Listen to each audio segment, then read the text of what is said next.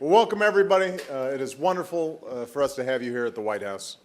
Michelle and I are so happy to host you, and I want to start by acknowledging your outstanding chair, Jack Markell. Where's Jack? There he is right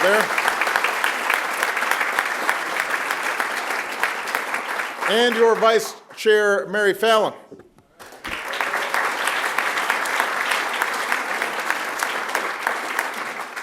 But more importantly, I want to recognize the First Lady of Delaware and the First Gentleman of Oklahoma, because we know that the spouses put up with an awful lot. And that's who this dinner's really for. And we hope that you all get a chance to celebrate a little bit tonight. Last year, I got to see firsthand some of the great work that our governors are helping to accomplish all across the country. Now, it's true that I had a chance to see some accomplishments in some states more than others, Ohio, Iowa, Colorado, Virginia. But I hope to see more of you this year, the rest of you. But all of you have helped to steer your states through some of the nation's toughest times.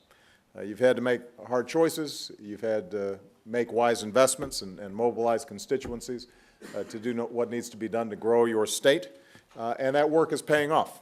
Companies are bringing jobs back to our shores. New homes are popping up in our neighborhoods. Small businesses are revitalizing our communities. And many of you also have had to deal with some incredible natural disasters.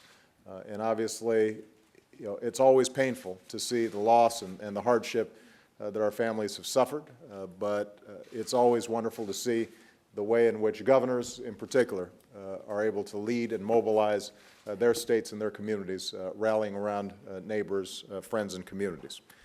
So we know we've got more work to do, more jobs to create, more children to educate, more roads to repair.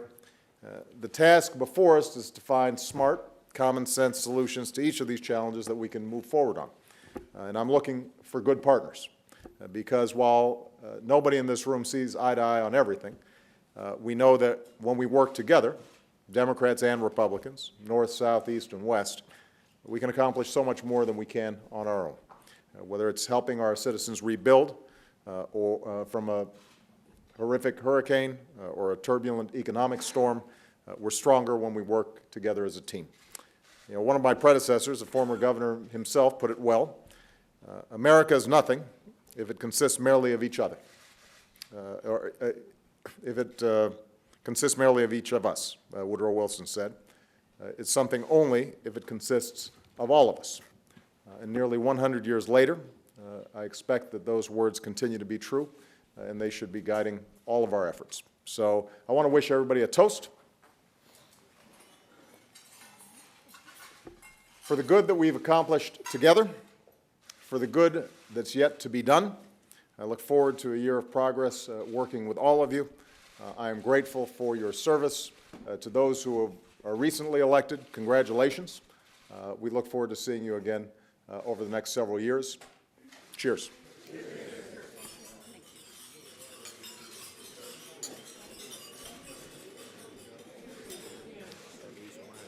it's not bad.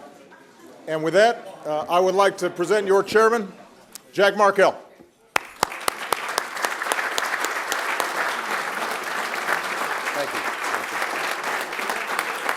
Thank you. Well, on behalf of my fellow governors, to the President and Mrs. Obama, I offer you this toast, I hope with humor and little drama.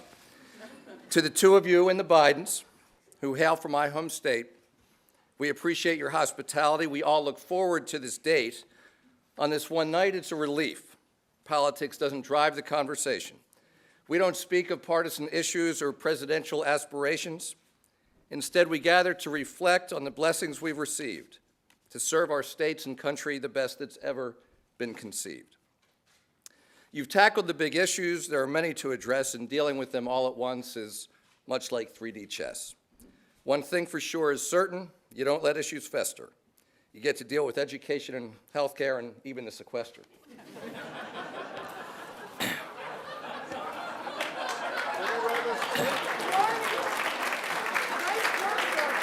Thank you.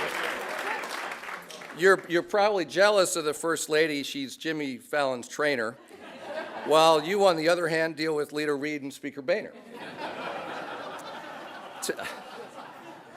Tonight, we leave out the specifics of the issues of the day, except one on which we all agree, and on which I'd like to convey our thanks for the efforts of the First Lady, Dr. Biden, and many other groups to work so hard on behalf of families of our military troops.